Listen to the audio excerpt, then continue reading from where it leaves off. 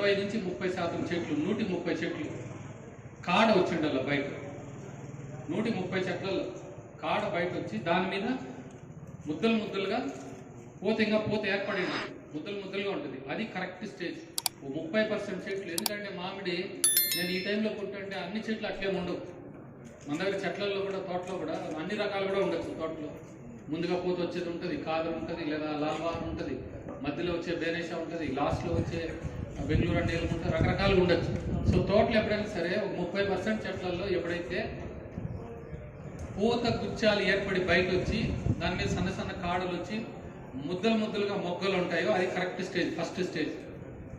ఇది మందు స్ప్రే అంటే 30% చెట్లు ఉంటాయి, మిగిలిన చెట్లు వచ్చేయడం. ఈ టైంలో ఫస్ట్ స్ప్రే చేయండి. ఫస్ట్ స్ప్రే పాత కెమికలే మోనోక్రోటోఫాస్ ప్లస్ కార్బెండిజం. సల్ఫర్ జోలికి వెళ్ళొద్దండి. మోనోక్రోటోఫాస్ లేదా మ్యాంకోజెబ్. ఓకేనా? First spray. వేరే ఏది మిక్స్ చేయాల్సిన పని లేదు. మోనోక్రోటోఫాస్ కార్బెండిజం కానీ, మోనోక్రోటోఫాస్ మ్యాంకోజెబ్ కానీ, లేకపోతే క్లోరోఫైరిఫాస్ కార్బెండిజం కానీ, క్లోరోఫైరిఫాస్ మ్యాంకోజెబ్ అంటే M45 కానీ. ఎందుకు కార్బెండిజం M45 మొదట్లోనే చెప్తున్నామంటే ఫంజిసైడ్, మంచి ఫంజిసైడ్ ముందే వాడాలా. సల్ఫర్ కొడితే కేవలం బూడి తెగులు మాత్రమే కంట్రోల్ చేస్తుంది. కార్బెండిజం కొడితే బూడి తెగులతో పాటు పచ్చికన్ను తెగులు, యాంథ్రాక్నోజ్ కూడా పనిచేస్తుంది. మన తోటల్లో మనమే అంత ప్రాపర్గా ప్రూడింగ్ చేయాలా.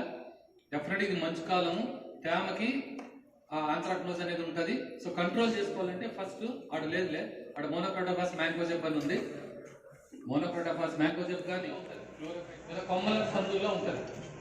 ఇట్లా ఉండేది ఎప్పుడైతే చెట్టు మీద లేత ఈగులు వస్తాయో లేదా పూత వస్తుందో అప్పుడు బయట వస్తుంది. వచ్చి ఎందుకు అప్పుడు బయట వస్తుందంటే ఇది కేవలం పూత నుంచి లేత ఈగుల నుంచి మాత్రమే రసం పీల్చుకోగలుగుతుంది. ఇది ఏం తిందు ఇక్కడ ఎక్కడన్నా తిన్నట్లు ఆనవాళ్ళు ఉన్నాయి, పూతను తినేసినట్లు, ఆకులు తినేసినట్లు లేదు కదా. ఇది దీని నోటు భాగాలు ఎలా ఉంటాయంటే రసం పీల్చుకునేదానికి మాత్రమే సౌకర్యంగా ఉంటాయి. ఆ రసం పీల్చుకునేది కూడా చాలా చిన్న పురుగు. ముదురు ఆకుల నుంచి కూడా రసం పీల్చుకోదు. ముదురు ఆకుల నుంచి కూడా పీల్చుకోలేదు. అది ముదురు ఆకుల నుంచి రసం పీల్చుకోలేదు. అందుకనే ఎప్పుడైతే పింగ పట్టి కాపు వచ్చేసినాక ఇంకా పైన చెట్టు మీద ఎక్కడ లేత ఇగులు లేకుండా ఉంటే మాయమైపోతుంది. లేత ఇగులు లేనప్పుడు, పూత లేనప్పుడు మీకు హాప కనపడదు, మామిడి చెట్లు కనపడదు. మళ్ళీ ఎప్పుడైతే లేత ఇగురు వచ్చింది అనుకోండి, పోతే అవసరం లేదు. ఇగురు వచ్చినా కూడా వెంటనే మళ్ళీ ఇగురు మీద పోతుంది, రసం తీసుకుంటుంది, బంక కాస్తుంది. కేవలం దాని నోటి భాగాలు అనుకూలంగా లేకపోవడం వల్ల మాత్రమే ముదురాకుల నుంచి రసం పీల్చుకోలేదు. సో అలాంటప్పుడు ఏంటంటే ఎప్పుడు కనిపిస్తుంది ఇది? ఖచ్చితంగా లేత ఇగురు వచ్చినప్పుడైనా లేదా పూత వచ్చినప్పుడైనా. పూత డెఫినెట్ గా లేతగా ఉంటుంది కాబట్టి పూత నుంచి రసం పీల్చుకునేదానికి బయట వస్తుంది. బయట వచ్చిండేది ఏంటంటే ఒక్క పురుగు కేవలం 14 రోజుల లోపల 250 నుంచి 300 పిల్లలను ఉత్పత్తి చేసుకోగలుగుతుంది. ఒక్క పురుగు 14 రోజుల లోపల అంటే 2 వారాల లోపల ఒక పురుగు ఉంటే అది గుడ్లు పెట్టి గుడ్లు మళ్ళా పిగిలి దాని నుంచి పిల్ల పురుగులు బయట వచ్చి మళ్ళా గుడ్లు పెట్టేదానికి రెడీ అయ్యేదానికి కూడా కేవలం 14 రోజులు మాత్రమే. 14 రోజుల్లో దాని సంతతిని ఒక జనరేషన్ డెవలప్ చేసుకుంటుంది. జనరేషన్ మనలాగా ఫ్యామిలీ ప్లానింగ్ కాదు, ఒకరు ఇద్దరు అని చెప్పారు. ఒక్కొక్క పురుగు 300 వరకు చేయగలుగుతుంది. ఉదాహరణకి ఒక పురుగు ఉంటే 300 అవుతుంది, 10 పురుగులు ఉంటే 3000 అవుతుంది, 100 పురుగులు ఉంటే 30,000 అవుతుంది, 1000 పురుగులు ఉంటే 3 లక్షలు అవుతాయి. 1000 పురుగులు ఉంటే 30 లక్షల పురుగులు 15 రోజులు వస్తాయి చెట్టు మీద. మీకు అందుకనే బంక కారేది. బంక కారేది అంత సులువైన విషయమే కాదు. అంతా తప్పించుకొని కింద వరకు బంక రావాలంటే చాలా ఫాస్ట్ మల్టిప్లికేషన్. ఈ ప్రకృతిలో దానికి ఇచ్చిన పవర్ ఏంటంటే 2. ఒకటి 3 నెలలు లేత ఇగులు ఏమి లేకపోయినా బతుకుండేటట్టు చేయడం, 2 నుంచి 3 నెలలు. రెండోది ఏంటంటే తక్కువ టైంలో ఎక్కువ సంతతిని డెవలప్ చేసుకోవడం. ఇవి 2 మనకి చాలా ప్రాబ్లం అయిపోయినాయి. మనకి ప్రాబ్లం, మేజర్ ప్రాబ్లం. మీకు మామిడి ఇచ్చే వేరే ప్రాబ్లం, సపోజ్ పండుగ ఉంది, తామర పురుగులు ఉన్నాయి, ఇవన్నీ వేరే పంటల మీద కూడా వస్తాయి. పండుగ టొమాటో మీద వస్తుంది, సపోటా మీద వస్తుంది, జామ్ మీద వస్తుంది, సీతాఫలం మీద వస్తుంది, ఫిగ్ మీద, అరటి పంట మీద వస్తుంది, మునక్కాయల మీద వస్తుంది, కాకరకాయల మీద. లాస్ట్ కాకరకాయల మీద చేపు దీని మీద ఏం చేయడం రాదనుకుంటున్నారు. కాకరకాయలు కూడా వంకర పోయినాయంటే ఈ పండుగనే, బీరకాయలు వంకర పోయినాయంటే పండుగనే, మునక్కాయ కాయలు సగం కాయ కింద ఎండిపోతుంది, సగం కాయ బాగుందంటే పండుగనే. దీనికి అన్ని ప్రకృతిలో ఒక 30-40 అతిథి మొక్కలు ఉన్నాయి వాటికి. బట్ ఈ హాపర్ కి వేరే మొక్కలు ఏమీ లేదు. మంది దీని మీద పెద్ద ఎక్సర్సైజ్ అవసరం లేదు, అందరికి తెలిసి 2 మందులు పాతదే. క్లోరిఫైర్ పాస్ పాతదే, మోనోక్రోటోఫాస్ పాతదే, M45 పాతదే, డావెస్టిన్ పాతదే. రెండో స్ప్రే ఏంటంటే పూత అప్పటికి వచ్చేసింది. పూత వచ్చేసి సన్నగా ఒక గసగసాల కన్నా కొంచెం పెద్ద సైజు, కందికించి కన్నా తక్కువ పిందె పట్టిన తర్వాత, అంటే ఇక్కడ ఒక 25 రోజులు గ్యాప్ ఇవ్వాలి, టైం ఇవ్వాలి పూత పిందె పట్టేదానికి. ఈ మధ్యలో స్ప్రే చేయకూడదు.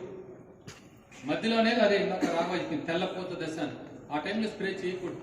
సో ఎప్పుడైతే కొంచెం కందిగింజంత పూత పడిందో అప్పుడు సెకండ్ స్ప్రే. ఈ సెకండ్ స్ప్రేలో ఇది వరకు మనం ఇమిడాక్లోపిడ్ వాడేవాళ్ళం బాగా సెకండ్ స్ప్రేకి, కాన్ఫిడార్ కదా ఎక్కువ వాడేవాళ్ళం. ఇప్పుడు ఏంటంటే కాన్ఫిడార్ బదులు బుప్రోఫెజిన్ వాడండి. లేదు నాకు ఇమిడాక్లోపిడ్తో బాగా రిజల్ట్ ఉందంటే ఇమిడాక్లోపిడ్ కూడా మంచి కెమికల్ కాదని చెప్పట్లేదు.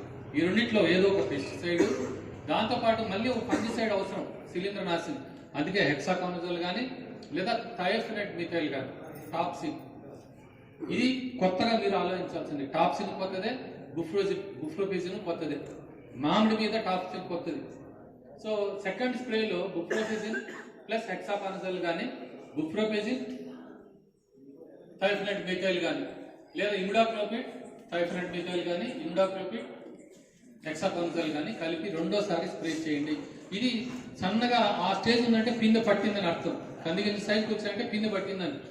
తర్వాత ఇంకా బంక కారుతుంది, నేను మళ్ళీ చేయాల్సి ఉంది, బంక కారే అవకాశాలు కనిపిస్తున్నాయి అనుకుంటే అప్పుడు థర్డ్ స్ప్రేకి వెళ్తాం. థర్డ్ స్ప్రే ఇప్పుడు బాగా గోలీ సైజు వచ్చినప్పుడు, గోలీ సైజు అంతా పిందె ఏర్పడిపోయి ఉంటుంది, కందిగింజ కన్నా పైన గోలీ సైజు అవి ఎక్కువ ఉండాలా, ఇంకా కొంచెం పెద్దవి కూడా ఉండొచ్చు. ఆ టైంలో స్ప్రే చేసేటప్పుడు థర్డ్ టైము ఇదే బుప్రోఫెజిన్కి అసిఫేట్ కలిపిన కాంబినేషన్, చెస్ అని ఓయాసిస్ అని ఏదో రకరకాల పేరుతో ఉన్నాయి. సో ఆ బుప్రోఫెజిన్ ప్లస్ అసిఫేట్ కాంబినేషన్ కానీ, లేకపోతే పైమెట్రిజం ప్లస్ సేమ్ థయోఫినైట్ మిథైల్ కానీ కలిపి మూడోసారి స్ప్రే చేయండి. 3 స్ప్రేలు చాలు మీరు బాగా చేస్తే. స్ప్రే కరెక్ట్ చేయకుండా రెండో స్ప్రే కరెక్ట్గా చేయకుండా ఉంటే ఎన్ని స్ప్రేలు చేయాల్సి వస్తుంది అనేది మీరు స్ప్రే చేసిన విధానం బట్టి ఉంటుంది. ఈ 3 స్ప్రేల్లో కూడా తేనె మంచుకులు కంట్రోల్ కాలా, ఇంకా నాకు కనిపిస్తుంది అక్కడక్కడ అని అనుకుంటే అప్పుడు మాత్రమే సెలెక్టివ్గా డైనోటెఫ్రానిక్ కానీ లేదా పైమెట్రిజన్ కానీ వెళ్ళండి. అవి కంపల్సరీగా హాపర్ ఎక్కువగా ఉంది కంట్రోల్ చేసుకోవాలనుకున్నప్పుడే ఆ మందులకి వెళ్ళాలి. ఈ మందులు ఏంటంటే అన్ని చెట్లకి కొట్టాల్సిన పని లేదు. మీరు ఒకసారి స్ప్రే చేశారు, మళ్ళీ తోటలో ఏదో అక్కడక్కడ కనిపిస్తోంది, మొత్తం పొలం అంతా కొట్టాల్సిన పని లేదు. మీకు ఏ చెట్లలో కనిపిస్తుందో అక్కడ మాత్రమే కొట్టండి. స్పాట్ అప్లికేషన్ అంటాం.